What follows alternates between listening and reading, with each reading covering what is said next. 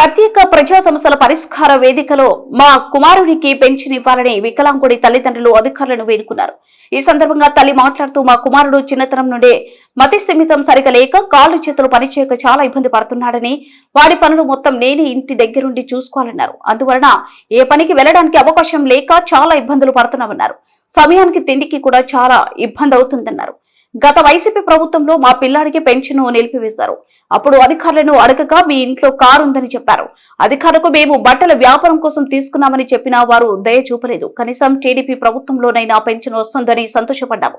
కానీ వీరు కూడా పెన్షన్ ఇవ్వడం లేదని ఆవేదన వ్యక్తం చేశారు. ఎన్ని ప్రభుత్వాలు మారినా మాకు కుమారునికి పెన్షన్ ఇవ్వడం లేదన్నారు. మేము ఇలాంటి కుమారుడితో ఎలా జీవించాలని వారు కన్నీటి పర్వంతమయ్యారు.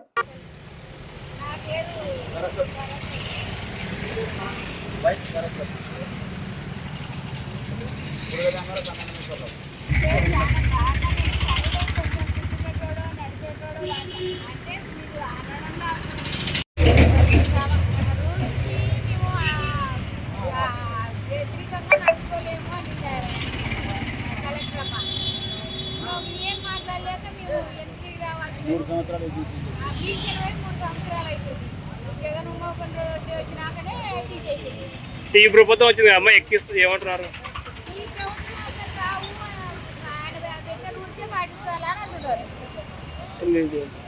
వాళ్ళు చూస్తారు, ఎవరు చూడరు. అసలు మోరు రాదు, కనీసం పనిపాటు చేసుకోలేదు.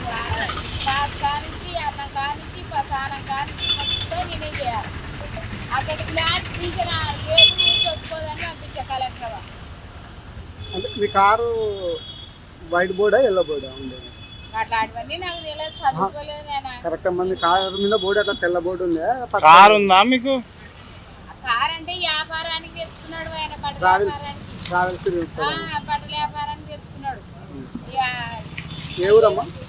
ఈ కర్నూలే సార్. వేరే అది కల్లూరు కళ్ళు తెచ్చి 35వ వార్డు.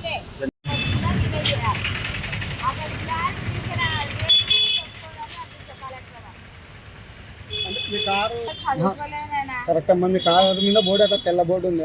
పచ్చ ఉందా మీకు? ట్రావెల్స్ బట్టల వ్యాపారానికి తెచ్చుకున్నాడు. ఏ ఊరమ్మా? కర్నూలే సార్. వేరే అది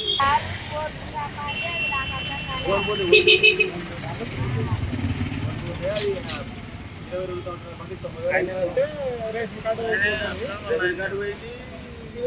దాన్ని తీసేసుకో అయిపోయింది. రేషన్ కార్డు తీసుకోవాలి.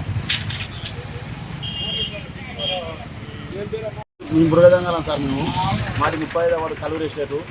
నా కొడుకు వైఎస్ఆర్ ప్రభుత్వంలో పింఛన్ తీసేసిండ్రు. ఎందుకోసం పింఛన్ తీసేసిందంటే 22 సంవత్సరాల కారు తీసుకుని నేను బట్ట వ్యాపారం చేయడానిక. ఆ కారు ఉన్నందుకు ఒకటి 2 సెంటాలు ఇల్లు కట్టుకోనిక లోన్ కోసం పోతే ఐటీ రిటర్న్ ఉన్నారంటే ఐటీ రిటర్న్ చేసినాం. దానికోసం ఐటీ రిటర్న్ ఉన్నందుకు కారు ఉన్నందుకు పింఛన్ తీసేసినారు సార్. కలెక్టర్ మేడం కాడికి పోతే మేము ఎవరేం చేయలేము, మా చేతుల పని కాదు, జగన్ చేసిన పని అని చెప్తున్నాం మేడం సార్. ఇప్పుడున్న ప్రభుత్వం ఉంది కదా, ఇప్పుడు అడిగారు కదా, ఏమంటున్నారు? ఇప్పుడున్న ప్రభుత్వం అంటే జగన్ కాదు పోవాలి, జగనే కదా ఇది అంటున్నారు. గౌరవ చరిత్ర ఏముంది? చరిత్ర చరిత్ర కూడా ఆయన ఒకటే మాట అంటుంది. గవర్నమెంట్ రూల్ ఎట్టుంటే అట్లా పాటించాల్సిందే కదా అంటుంది.